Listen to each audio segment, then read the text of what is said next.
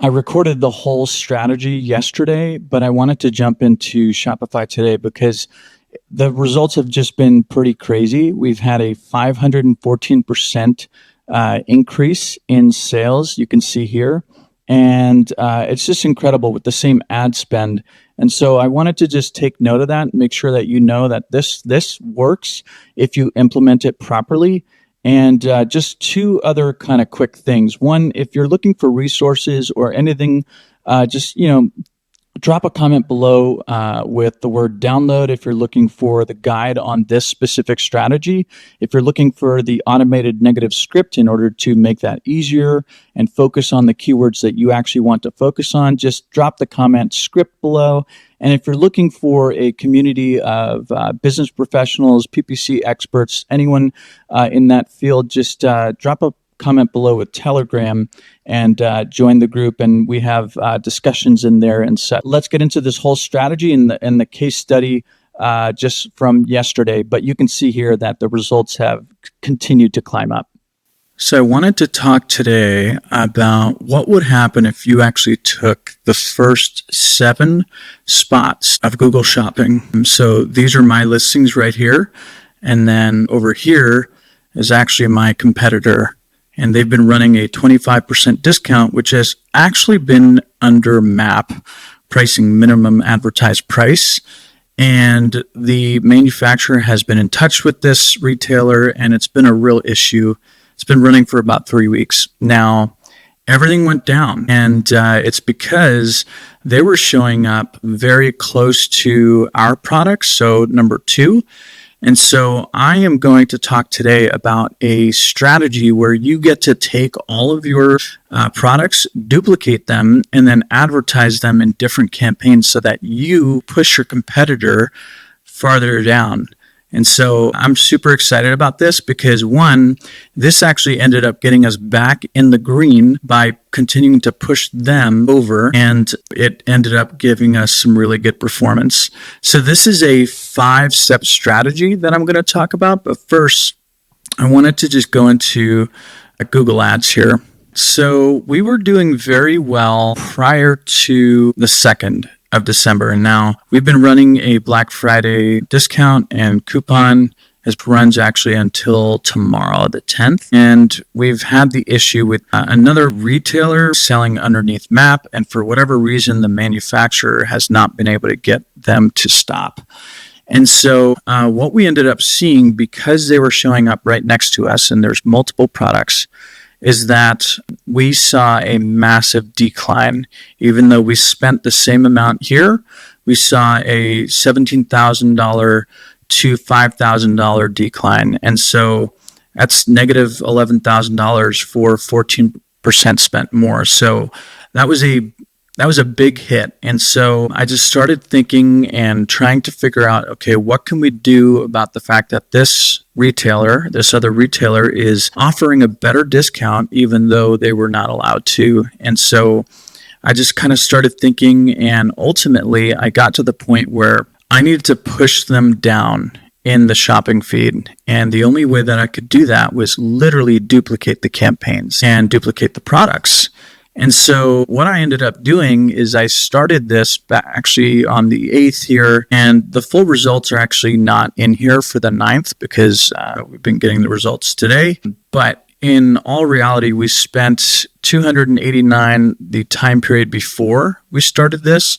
And then during this period, we spent $374. We were really struggling. The time period before, we made $2,400, and this period we made, at least within app, 2,037. But the thing is, actually, if we look here, we've actually made 7, and that will actually go into Google Ads here shortly. But that's a massive increase. Now, when we look back at the period when things were bad, 3 to the 7th of December, we were 82% down from the time period before, and it was simply because of this competitor.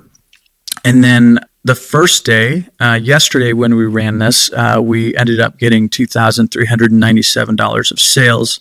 And so that was a massive improvement. And it proved the concept to me that this works. And then turns out we were able to not only get 2,000 that first day, but we were able to increase from 2,598 all the way up to 7,133 during the periods of 8, 9, yesterday and today, in comparison to the 2 days before that. So this was a massive improvement. And so I just wanted to talk about this strategy and how to do it. There's 5 steps ultimately to take control of those first 8 positions. And I'm actually working on getting those first 8 spots so people would have to scroll. But the thing is, from a consumer standpoint, people they shop around, yes, but they're lazy. They're not necessary. Not everyone's going to go through the whole shopping feed. They're just going to see what they want and then go.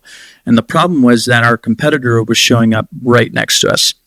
And so I've got this 5-step strategy that I'm going to talk about where you advertise the same product using multiple campaigns, and you just put it on a low 2 ROAS with some extensive negatives. That's the basic kind of principle, but there's also a piece to it where I'm doing budget automations within rules within Google Ads in order to keep the CPC lower, because there was also an issue with us continuing to try and spend more and the CPC is just continuing to increase here. So we can actually see here during this period that the CPCs went from 290 to 336, so it rose when things got bad. And then it went from 289 to 283 in comparison from the 8th and 9th to the 6th and 7th. And then it's actually down, it's down at 283 versus the 36 cents. So I was able to take control of more of the auction and ended up being able to push more sales through by pushing our competitors so they wouldn't be seen. And so this is probably a strategy that you haven't heard about before. There's been some stuff out there in regards to hyper segmentation. What I really wanted to go after is the more that you increase your budget or start with a bigger budget, the more that Google feels the liberty to increase your CPCs.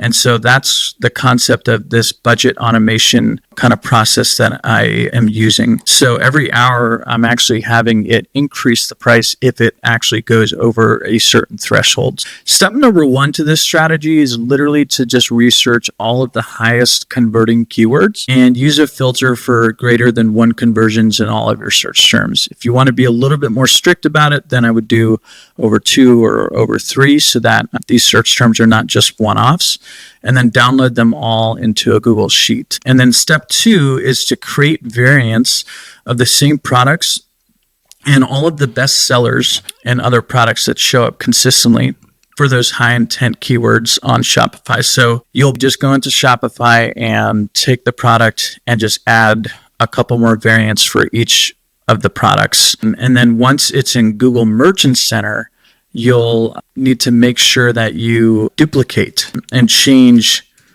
the product details.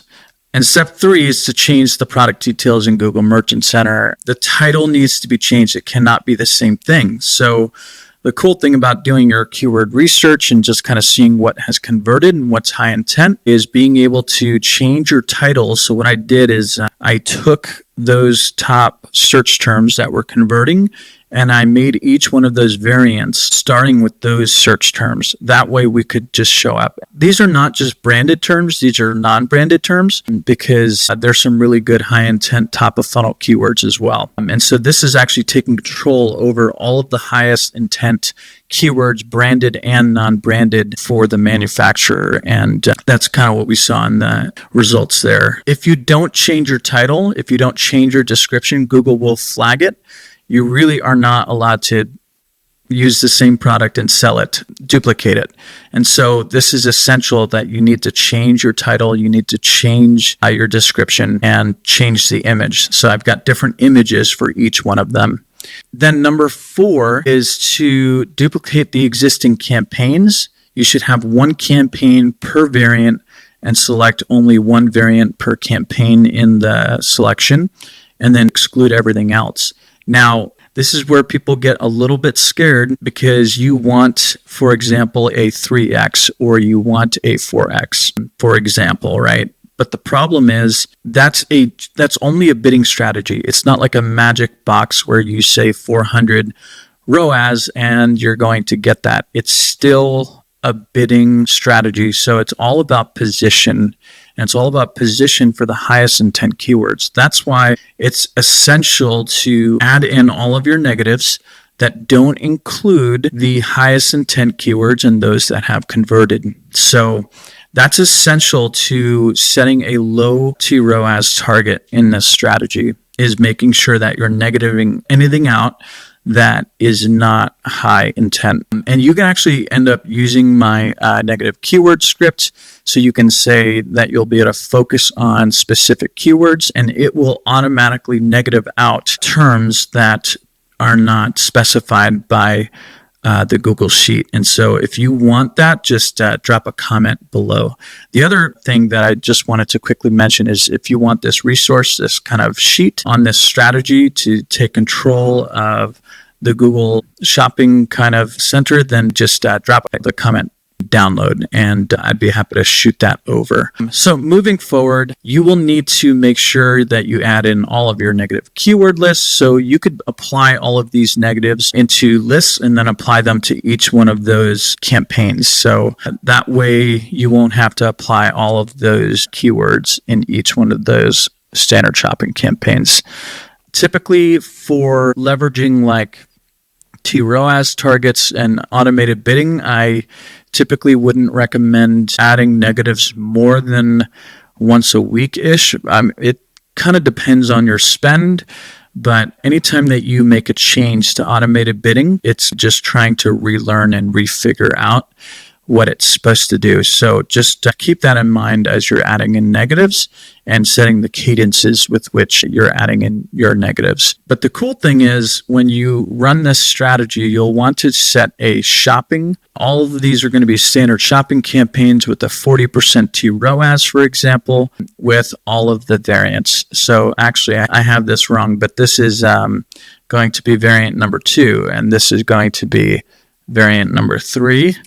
And this is going to be variant number 4. That way, it's the same product that you're selling, but there are different variants within Shopify. You bring that into Google Merchant Center, change the title, change the description, change the image. It still all needs to reflect the product, and then run different multiple standard shopping campaigns.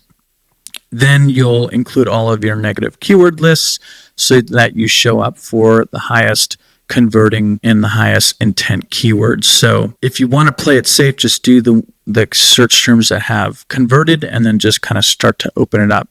You'll want to set all of these shopping campaigns set on the priority level of high, and that way you'll be able to just ensure that Google is showing that first. And then you'll want to set up after that a standard shopping catch-all campaign with all of your products and all of your variants with a TROAS of 300 to 400%, and make sure that you set that campaign to like lowest priority. That way Google will focus on these campaigns, and then if the terms that are kind of coming through are negative out on these particular campaigns, but there's someone that's kind of coming back, that they'll actually kind of come in through this standard shopping campaign. They'll see it, and then most likely they'll convert. So it's a good way to kind of restrict Google's algorithm a bit, but be able to show up for anything that someone might be searching if they've already been to your website. And this is primarily because these automated bidding strategies have RLSA already kind of connected, already built into it.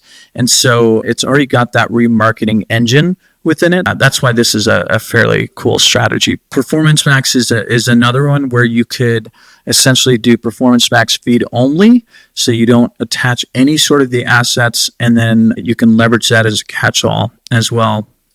Same thing, TROAS of 300 to 400%. The cool thing now is PerformanceMax does not take priority over standard shopping campaigns. So that's why it can be leveraged in this way. And that's why it will actually, because you've set the target here on all of these standard shopping campaigns to a 2 ROAS target of 40%, that is going to win the auction. And then PerformanceMax will just kind of scoop up anything left over. Extra bonus points for leveraging remarketing and leveraging YouTube campaigns. I would set a maximize conversions bidding strategy on it and include all of your products and variants, and then target all of your website visitors. And then actually, I would encourage you to use Google Engaged Audiences. So this is a new, Google's putting this out there for you to already have. And it's people who have visited your website from search results page or ads on Google services. So it actually leverages a little bit of first-party data included in this so that it's not just website data. And what I mean by first-party data is Google's, what people are doing on Google's platform. And the Google Engaged Audiences are specifically people who are logged into Google and logged into like Gmail or whatever, the profile on Chrome, more specifically, and it will be able to see what these people are doing. And so it's a very powerful type of audience for remarketing. And so I would make sure that you leverage YouTube remarketing and do kind of a set amount of days that you set the audience for, and then make sure you have optimized targeting off, or else it really is truly not just remarketing. Extra bonus points if you actually do a top of funnel YouTube campaign with all of the highest intent and highest converting keywords, and setting that on maximize conversions, or setting a TCPA target or 2 ROAS target, and just letting that run, it will lower your cost per conversion. This is, I mean, it's kind of a crazy build, but it's a lot of fun to see that it's really increased our results. I mean, we went from 24,000 down to 4,496 across 5 days. And so it was rough. It was really rough. And then being able to kind of look here, we were able to actually starting to kind of get sales as I deployed this strategy. And now we're up to $7,133 of sales in the matter of 2 days. And if we actually divide that by 2, I'm just going to see kind of where we're tracking here for 5 days. It's $3,566 per day for sales. And then, so we're actually on target for 17,832, which is going to be a massive improvement. And I think that it's only going to get better due to the fact that the average days to conversion here is 1.8 days. So this is within your goals and attribution, measurement and attribution. You can see that. And there's an average interaction of 2. So that's the problem with this, is that ultimately people are actually ending up searching for this multiple times, and it's causing an issue of, because they're seeing us multiple times and because they're seeing our competitor who's violating MAP multiple times, they're ending up going with the cheaper price, right? Which most people would do. And so this is a very early strategy, but we've already seen a massive uptick. And I just wanted to share this with you. Let me know in the comments if you have any questions about this particular strategy. Leveraging lower 2 ROAS targets, it's kind of insane. You typically think that if you set a low 2 ROAS target of 40%, you're going to get that, but it's not that at all. It's about where you're positioned in the auction and how good are your negative exclusions in your targeting. And so if you can get those right, then you can set your bids to be super low and to gain a really good media efficiency ratio for your business. So let me know if you have any questions. Let me know if you are struggling within the Google Shopping network. I'd love to help. I'd love to help and figure out what we can do for you. Just drop a comment or email me at artur@realgrowthpartner.com, and we'll see you next time.